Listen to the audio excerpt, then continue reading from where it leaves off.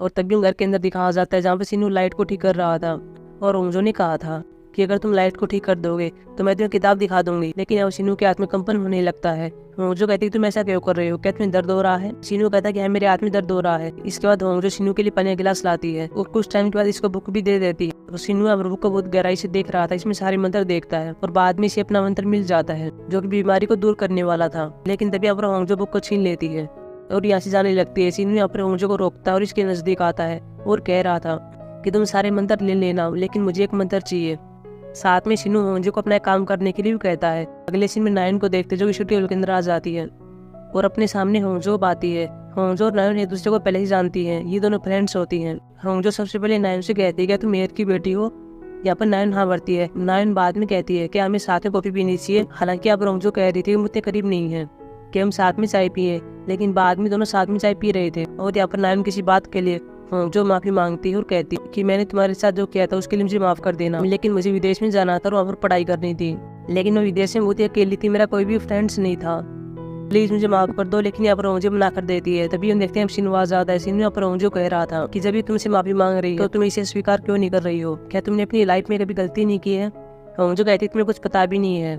सीनू कहता कि हाँ मुझे पता नहीं है, लेकिन मैं सिर्फ इतना जानता हूँ कि तुम अकेला खाना खाती हो, इसका कारण कोई दूसरा नहीं है, इसका कारण तुम खुद हो। इसके बाद नायन और सीनू चले जाते हैं। अगले सीन में देखते जब भी दोनों बाहर गाड़ी के अंदर बैठे हुए थे और यहाँ पर नायन सीनू को होंजो बारे में बताती है और कहती है कि होंजो मेरे स्कूल के अंदर ट्रांसफर हो गई थी, उसके पिता एक ड्राइवर थे, लेकिन होंजो बहुत ही गरीब थी, बच्चे इसको परेशान किया करते थे, इसलिए मैं इसकी दोस्त बन गई। लेकिन जो लड़का मुझे पसंद था वह होंजो ने ले लिया, इसलिए मैंने इसे नाता तोड़ लिया और मेरे पेरेंट्स का भी डिवोर्स हो गया था। अगले सीन में छुट्टी के अंदर गोंगशु को साथ में कली को दिखाया जाता है, जिनको अपने मैनेजर के बारे में कोई न्यूज पता चलती है। इसके बाद ये फिर से साथ में खाना खाने की बात करते हैं ताकि मैनेजर वाली बात के बारे में बात कर सकें, और इस बार भी अपने साथ होंजो को नहीं ले जाते।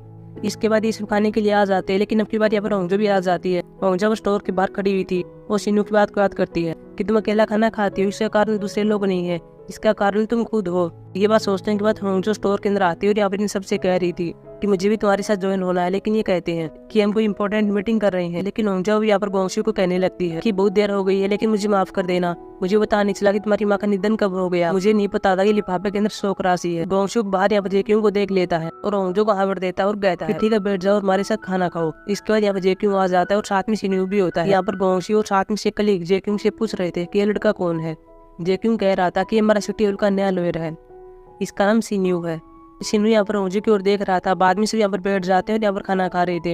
यहाँ पर सोजियों जेक्यूं से एक बात पूछने लगती है और कहती है कि मैसेज बोर्ड पर होंजो की सराहना की गई है और यह काम जेक्यूं ने किया है, ये तुम नहीं थे ना?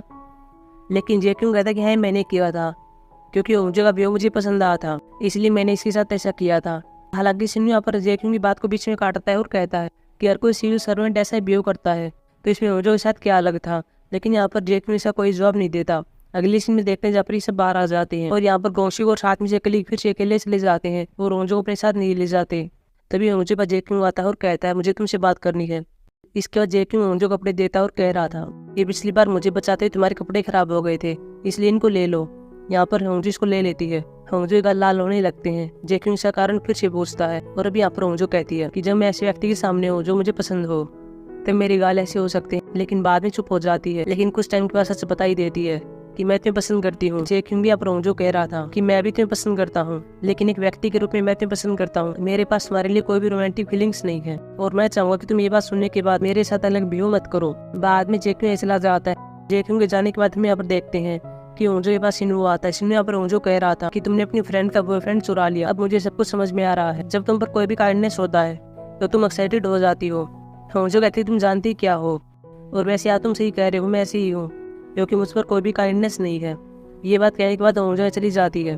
अगली सुबह देखते जहाँ पर होंजो सड़क के पास आई हुई है और यह मेयर वाली सड़क होती है। यहाँ पर होंजो और साथ में और लोग भी होते हैं जो कि यहाँ पर पौधे लगा रहे थे। लेकिन बाद में जब यहाँ पर होंजो छुट्टी के अंदर आती है तब यहाँ पर इसके आसपास के लोग यहाँ पर बातें करने लगते हैं कि ये वही है ना जो कि जेक्यूं को पसंद करती थी, लेकिन जेक्यूं ने इसको ठुकरा दिया। सभी लोग इसको मजाक के रूप में ले रहे थे। तभी होंजो के सामने गोंगशु को आ जाता है। गोंगशु यहाँ पर होंजो कॉफी दे रहा था और कह रहा था कि तुम्हें तो फेंक दिया गया है, इसलिए अंदर काम करना थोड़ा मुश्किल हो जाएगा, इसलिए बाहर काम करना बेहतर होगा। इस बार होंजो सीता सीनू की ऑफिस में आती है और कहती है कि क्या सब तुमने किया, लेकिन सीनू कहता है ये सब मैंने नहीं किया है। लेकिन होंजो इसकी बातों पर भरोसा नहीं करती। सीनू इसको फोटो दिखाता और कहता है कि यह फोटो जिस एंगल से ली गई है उस एंगल से वह मैं नहीं हूँ। यह सुनने के बाद होंजो चली जाती है।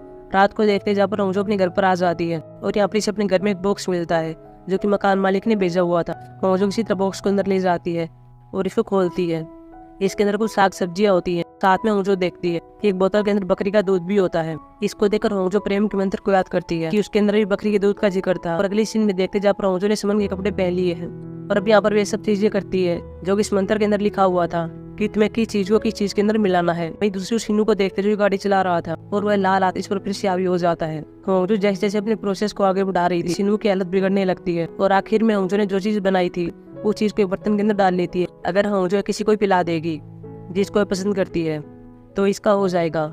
हालांकि मंत्र में तो ये बातें लिखी हुई है। अब यहाँ पे होंजो यह पे जैकिंग को पिलाने वाली है।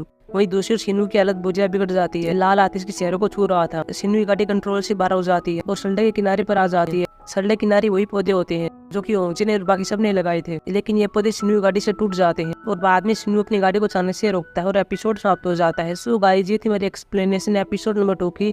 अब हम मिलेंगे एपिसोड नंबर 3 की एक्सप्लेनेशन में जो कि ट्यूसडे को आने वाला है। तब तक के लिए बाय।